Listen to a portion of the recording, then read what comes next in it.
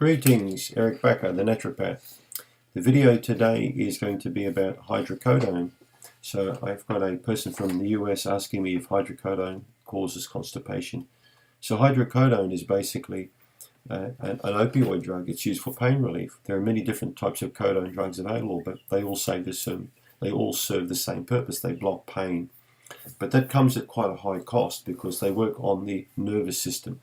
And when you start messing around with the body's nervous system, you start messing around with different processes, that the nervous system controls, particularly digestive processes. So when you take a drug like hydrocodone, it can have very, very strong effects on the GI tract. Many people will, for example, experience a dry mouth. But the stomach, you can even develop a gastroperitonitis or like a stomach paralysis from this drug. It affects the digestive system in different areas in particular.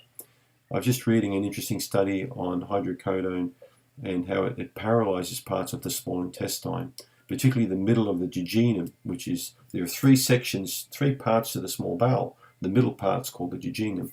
And somewhere in the middle of that jejunum, apparently this drug affects the propulsion of stool through that area. So stool tends to sit there a lot longer and doesn't move through. It also decreases the urge to defecate, so you don't really feel like having a bowel motion. The GI tract's partially paralyzed, the stomach's paralyzed, the mouth is dry. I mean, why the hell would you take this stuff for? You might as well drink battery acid. Probably going to make the bowel work a lot better and probably stop the pain because you'll be feeling pain in the gut instead of in the body. Why do people take these kind of drugs for? It's beyond me, people have had operations, they take medications, for example. Okay, fair call, but then cut off those medications when you need to. Don't stay hooked on them because of emotional problems or personal problems. It's crazy how much time I spend with people in the clinic trying to point out the side effects of these drugs. Many people take a drug, stay on the drug, develop side effects long term, and never associate that with the drug. The worst drugs I see in terms of side effects are the pain drugs, non-steroidal anti-inflammatory drugs, opioid drugs like this hydrocodone. This hydrocodone is classed as a narcotic. So, if you're going to take dangerous drugs like this, there's going to be some repercussions. So if you're watching this and you are on hydrocodone, my recommendation for you is to go and see your primary healthcare practitioner and get off this stuff while you still can.